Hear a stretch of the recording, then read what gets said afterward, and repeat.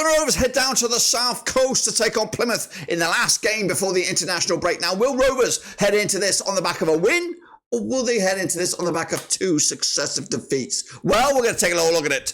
All of it next.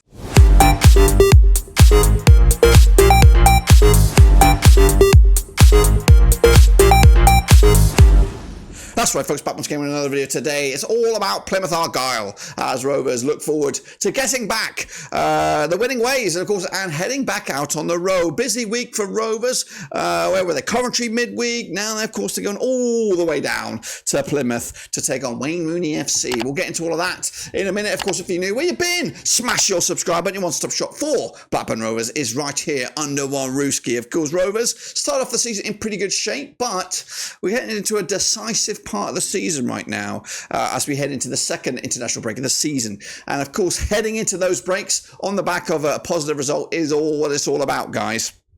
Now, can we do it? Well, we'll take a look in a second. Big shout out to the VIPs. They are the patrons. You know who you are. And of course, big shout out to the members. Well done to them, who are all part of the forever growing family. Now, there is another way that you could become part of the family. What am I talking about? Well, I'm talking about this. That's right, folks. Of course, we are looking for votes. The voting procedure or the voting process is about to close here pretty soon, guys. So I need your votes.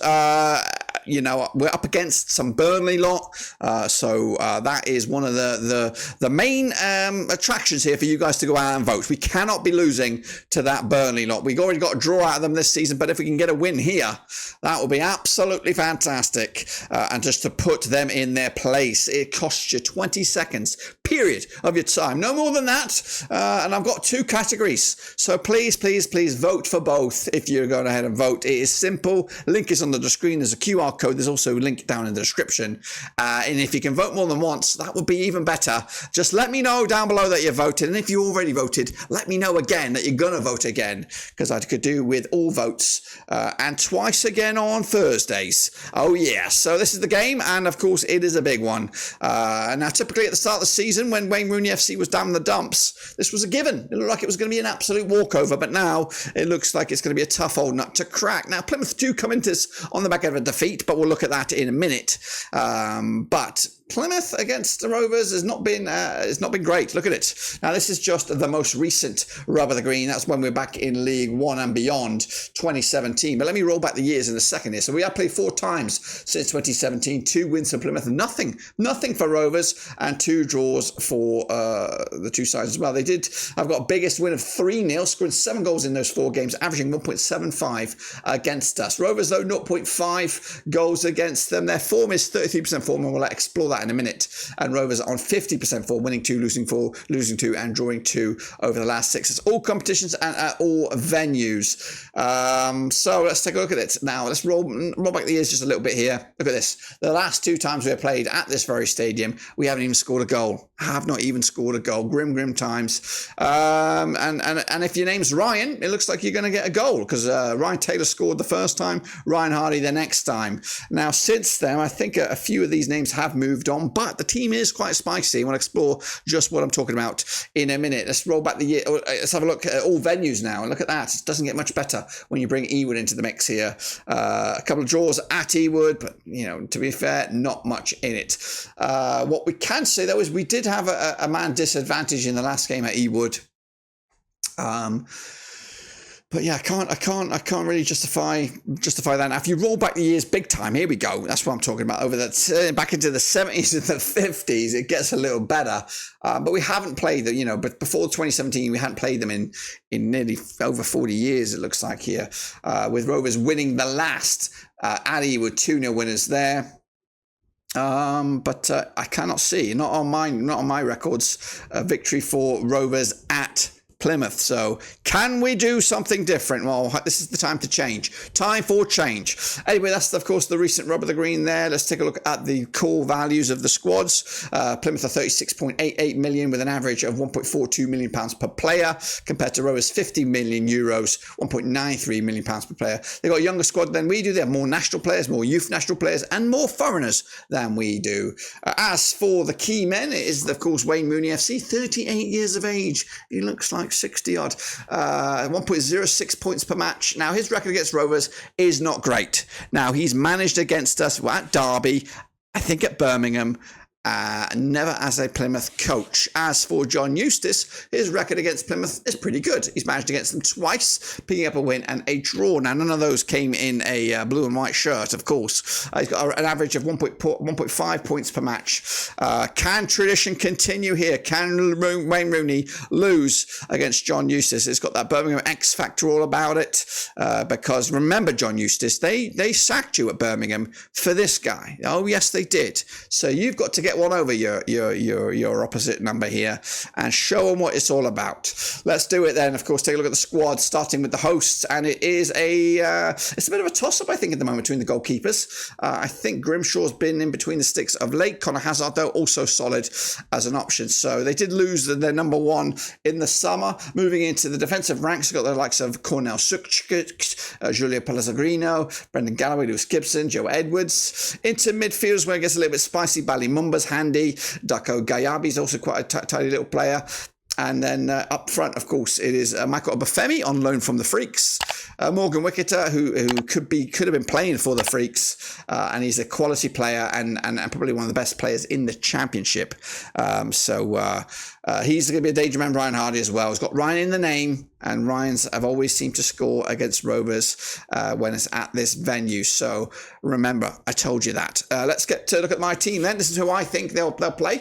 Daniel Grimshaw between six, Ballymum on the left-hand side, Joe Edwards on the right. We have Lewis Gibson, Cornel Sukcic, Adam Randell, Darko Gayabi. Obafemi on the left, Morgan Whittaker on the right, Rami Al-Haj, with Ryan Hardy up top. That attacking lineup is pretty good. Now, so Ballymumba's solid as well. I know he would bomb up and down the flanks there. I don't know how solid this defensive ranks are. So somebody said in the comments in one of the other videos, attack them and we will win. If we sit back and let them have the ball, we could be up for a repeat of last year where we got tonked 3-0. And we don't want that to sit on that for 2 weeks. And then, spoiler alert, the next game after that is probably when I go to Ewood Park. And if you remember last year, the 3 games that we went to, we lost every single one of them. I'm due a win. I am due a fucking win. So hopefully we can do that as well. Let's take a look then at the Rovers squad. We know it. But if any Plymouth Argyle fans are watching, they might not know it. Blastas Tofas, the Hungarian backup keeper, has been called up for the Hungarian squad, is waiting. And this, it's an opportunity maybe to change him up and stick him in between the sticks, but I don't think it'll happen. Pairs will come in and it's his to lose. If he loses this game or puts a wobbly, unconvincing performance, then guess what? Blasov Tofaf will come in after the international break, and we'll give him. He'll say, "Give me that number 1 fucking jersey, buddy." So he's there. So Pears has to step it up now. Despite the 3 goals conceded, I wouldn't say they were all that. They were Pears' fault, but just distribution, certain errors of judgment by Pears was made it pretty shitty. We're waiting for Callum Britton to come back. We're waiting for Owen Beck to come back. Owen Beck, of course, suspended his last game. Will be this one, and he will return after that. Do we change it up though in the defensive ranks? Of course, Scotty Wharton is not available. If Callum Britton is fit, he could come in, and then you could put Hayden Carter with Dom Hyam, or you could just keep it as is. So that's what I've been thinking about, and we'll take a look at my 11 in a minute. This is where the headache comes in. Of course, we've had Yuki Ohashi start. We started with Campwell as well, Tyrese Dolan, and who was the other one? Wyman in the four-prong attack. And for me, it was 2 attacking. I think we have to. I'm going on me now. These away games, especially right now, especially after this hiding against Coventry, we have to. No matter what we feel about Wayne Rooney and his managerial skills, no matter what, we've got to give Plymouth the respect, what that respect is due, and that is, do not go in with the same sort of blasé mentality and we're on a winning streak and we're doing great and whatever. Let's give them a good bit of kudos, because they're going to be a tough old team at home. It's a long place to go. We know that, and And it's a difficult place to go as Plymouth. So I would be less attacking. My lineup will be less attacking than that of Wednesday or Tuesday when we got stuffed by Coventry. So let's take a look at the key personnel. Of course, Tronstad, Lewis Travis, they pick themselves. If they're fit, they play because they break up play. They do a lot of the hard work, so no one else has to. Cantwell, of course, had some moments of brilliance, but realistically, still trying to get match fit. I don't know why we're not playing Arna. I don't know what the deal is there. I know people have got the jury out on him, but this is a chance for him. He was on the bench last time around, and I would be looking at him to maybe be a difference maker as well. Hedges could start, Lewis Baker, Wireman. Dolan was, of course, under the spotlight for a lot of scrutiny for at least one of the goals yesterday. So, yeah. And then up top, do you play Koza Dubry? Can you play him out wide? Yuki Ohashi? Do you play McDegay? Well, let me answer that question for you. This is my team here, guys. Pairs between the sticks, Pickering, Hyam, Bath, and Carter, as you were. Travis and Tronstad, as you were. Now, I've gone Hedges on the left, Koza Dubry on the right, Lewis Baker in midfield. Now, that's a bit vanilla. It's a bit boring, a bit whatever. But I've got a tactic here. My tactic is to sit it out. A draw before the Coventry game. I would have taken two draws, one against Coventry and one against Plymouth, because this is difficult. It's a tricky old game. So I'm not sitting on the fence. I'm just being a little bit more reserved. Lewis Baker has a free kick on him. I know we've not seen it because we've not had many opportunities to do it. He can take a corner, he can take a free kick, and he can take some long range shots. He can be a bit of a box to box player and does a lot of the hard work for us. So let the Amario buzz up and down the wing here. Ryan Edges can do the same. McDegay can be in the middle for crosses. So yeah, I think it's a strong, flat kind of team that will be able to get something out of this game. Now, I also think the bench can be stacked now. We can, if we can grind out, maybe get a cheeky 1-0 lead from a set piece, from a Lewis Baker corner or something like that, then we can kind of sit on that for a little bit, maybe work them a little bit more, maybe wear them down a little bit, and then you bring out Yuki, who could be a nightmare, a Wyman who's up for it with a rocket shot, a thunder schnitzel. Who else can cause some problems? Cantwell can open them up a little bit. So let's put in the reps. Let's go for a bit of a marathon here, and then eventually make the game changers come on, and then go for it. And I think we should be doing that. We should be having a more attacking sort of approach in the games at home, and a more solid defensive team for the away games, especially ones where it's definitely on the fence. If it's the Leeds and your big boys, Sheffield United, you might need to be extra defensive. But this is not a game, right now, especially. It's a very up in the air kind of game. And we can win this game. Don't get me wrong. We can win this one, but we can also lose it. Let's kick on forward then. And of course, don't forget to vote. It is free, 20 of your seconds. Up against them Dingle lot. Need to get a result. And that is down to you. So please, please, please go ahead and vote. Meanwhile, let's take a look at the best players. Morgan Whittaker valued at a cool 12 million euros. And right winger, left footed, danger man. High danger man. Up against Tyree Stolen, who is younger than that Morgan Whittaker. 5 million euros. Should sign a fucking contract, buddy. I'm getting annoyed. We spared your career. We saved you from the doldrums. So please do us a favour. Have a chat with your agent. Get rid of your agent. Sort out your agent. Say, hey, I think loyalty is fading in football, and I need you to be one of those guys, shining lights, show the youngsters what it's all about, so that you can sign the contract. Give us an early Christmas present and sign the deal, please. Now, sticking with the key players, those were the star men, the most valuable, but these are the standouts. Connor Hazard, 7.6 rated this season. Joe Edwards, 7.28. Sissoko, 7.18. Top three players right there. As for Rovers, Travis, Bath, and Hedges are your key men there. We'll look at the averages right here. 6.82 for Plymouth, up against 6.89 for Rovers. We just about shade it. They've scored 8 goals, conceded 12. We've scored 14, conceded 9. It's not been great, the past game anyway, against Coventry, still ringing in our ears, but we're averaging 1.8 goals a game. They're averaging just the 1 goal a game. They've hit the woodwork 3 times. We've just hit the woodwork once. As for possession, we have 49.1% possession. Plymouth are a little bit more than that, 49.9%. No clean sheets for them so far, so that does mean potentially we could score a goal here if we're on our A game. As for the red cards, we've had 2, they've had 2.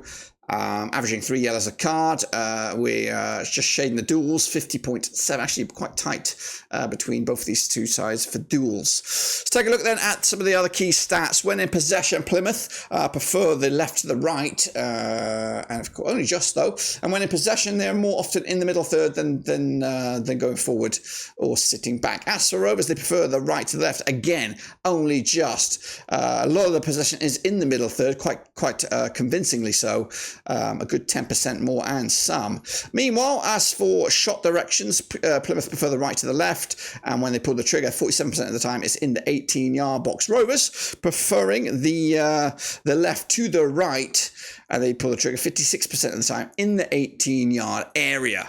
As for shots received by Plymouth, 20% coming on the left and 11% in the 6-yard box, 22% long ranges. As for Rovers, 25% coming down the left, 54% in the 18-yard box, 40% long range behemoths. As for the goals coming from Plymouth, they come from 5 of them from open play, 1 counter-attack, 1 penalty and 1 OG.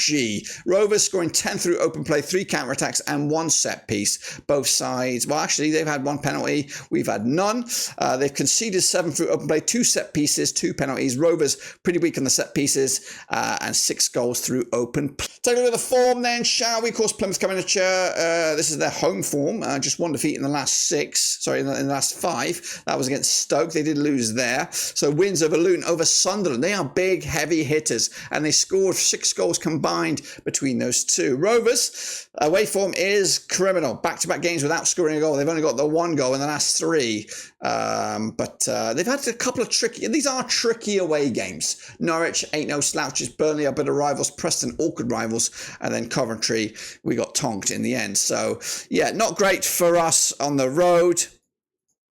Meanwhile, what can we expect from the game? Well, Plymouth expect them to shoot or create long shot opportunities, stealing the ball from the opposition. Of course, their weaknesses, though, avoiding fouling in dangerous areas, aerial duels, defending set pieces, and stopping opponents from creating chances. Their also style of play is long shots. They come through the middle, and they do like to play the ball in their own half. Also, they like the offside trap, and they mix up their first 11. Rovers, though, their strengths are counterattacks, finishing scoring chances, creating long shot opportunities, and coming back from losing positions. Aerial duels are also in our favour, as is stealing the ball from the opposition. Weaknesses, though, avoiding offside, defending against skillful players, avoiding individual errors, and defending set pieces. Our style of play is very aggressive. We let the opponents play aggressively against us, and we do play in our own half. The forecast says Rovers will stray offside often, but will dominate the air. As for the table, it looks a little bit like this. As you see, Rovers are doing all right at the moment, still in and amongst the playoffs, but we want to get back into the top 2 if we can.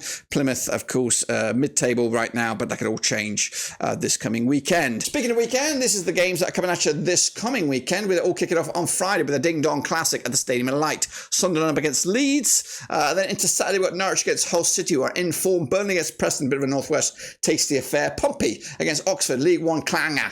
Swansea against Stoke. Watford against Middlesbrough. Sheffield United against Luton, all Premier League affair, that one. Derby against QPR. West Brom against Millwall. Coventry against Wednesday. And then on Sunday, it's Bristol City, Cardiff in that sort of neck of the woods derby. But a game of the day will be in Plymouth. It will be, of course, Argyle against Rovers. Don't forget to vote, guys. The most important thing you got to do exiting this video is go ahead and vote. It costs you absolutely nothing.